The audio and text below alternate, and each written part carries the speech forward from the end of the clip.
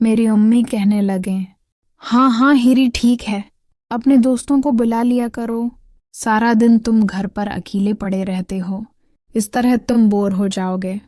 फिर मैंने अपने दोस्त को फ़ोन किया। मैंने कहा, यार सुना, साना से बात की थी। वो कहने लगा, किस बारे में?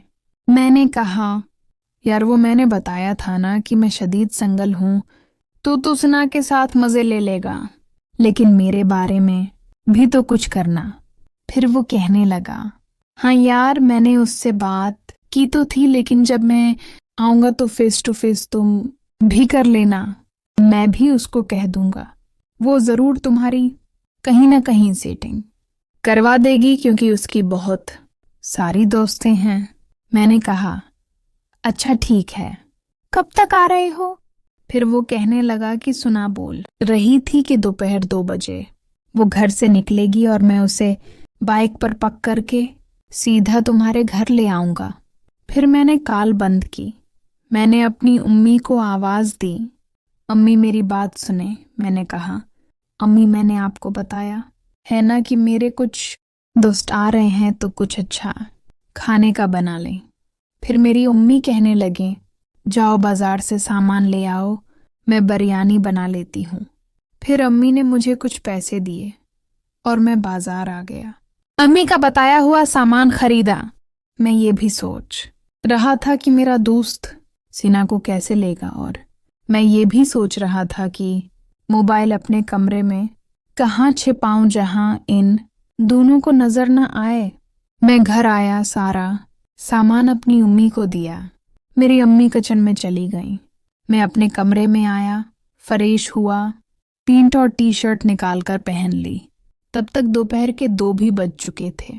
मैंने अपना मोबाइल निकाला ही था कि मेरे दोस्त का फ़ोन आया। मैंने कॉल रिसीव की। उसने कहा कि मैं बाहर गेट के पास खड़ा हूँ। मैंने जाकर दरवाज़ा खोला तो मेरा दोस्त और सुना दोनों आए हुए थे। जब मैंने सुना को देखा तो मैं देखता ही रह गया, क्योंकि सुना तो बहुत खूबसूरत हो गई थी। सीना के गुब्बारे बड़े बड़े नजर आ रहे थे।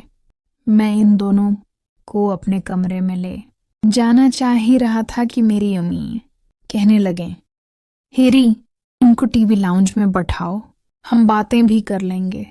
मैं ये सुनकर तो परेशान ही हो गया।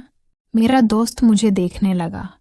अगर हम टीवी लाउंज में बैठ जाते तो मेरा दोस्त जिस काम के लिए आया था वो नहीं हो पाता।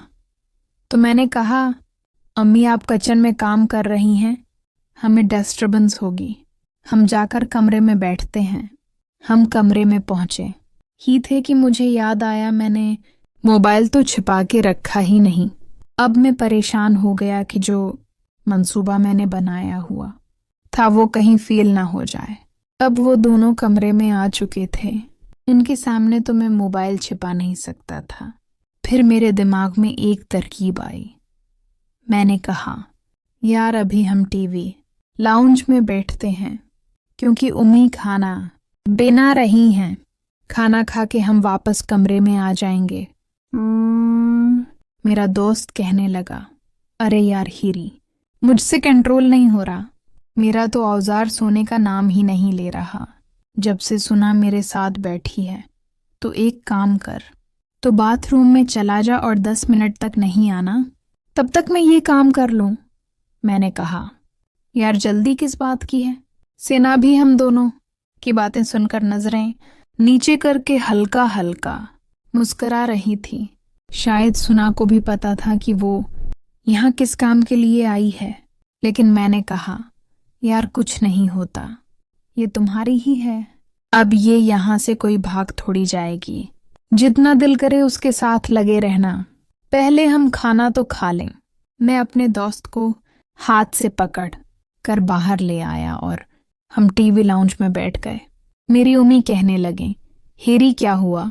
अभी तो तुम कह रहे थे कि डिस्टर्बेंस होगा और अब तुम बाहर आ गए। फिर मैंने अपनी अम्मी से झूठ बोला। मैंने कहा, अम्मी वो कमरे में थोड़ी सफाई नहीं थी, आप जब तक इन लोगों से बातें करें, मैं थोड़ा कमरा साफ करके आ रहा हूँ। अम्मी कहने लगी, ठीक है। मैं इन दोनों को बैठाकर कमरे मैं ऐसी कोई जगह ढूंढ रहा था जहां पर मोबाइल रखूं और उन दोनों को नजर भी ना आए। काफी देर देखने के बाद बिलाखिर मुझे एक जगह मिल ही गई जहां से व्यू भी अच्छा आ रहा था और मोबाइल नजर भी नहीं आना था। मैं अपना मोबाइल वहां पर सेट करके वॉशरूम गया, हाथ में न धोए और फिर उनको जवाइन कर लिया। तब तक मेरी उम्मी खाना भी बना चुकी थी। वो कहने लगे, हिरी तुम्हारा इंतजार हो रहा है, आओ बैठो मैं खाना लगाती हूँ। फिर सुना कहने लगी, नहीं नहीं खाला, हमने तो खाना खाया हुआ है। मैंने कहा, सीना ऐसे कैसे, मेरी अम्मी तुम लोगों के लिए ही कब से किचन में काम कर रही हैं, इनकी मेहनत ज़ाय न करो, खा लो। फिर मेरा दोस्त कहने लगा, हाँ यार मुझे तो भूख लग रही है। फिर मेरी उम्मी खाना ले आए, हम सब ने मिलकर खाना खाया। आहिस्ता आहिस्ता सुना मेरे दोस्त को कह रही थी, जल्दी करो, मैंने घर भी वापस जाना है, 3 तो बज गए हैं। अगर मैं 4 बजे से पहले घर नहीं पहुंची तो मेरी उम्मी से सवाल करेंगी। फिर मेरा दोस्त मुझे आंख से इशारा करने लगा।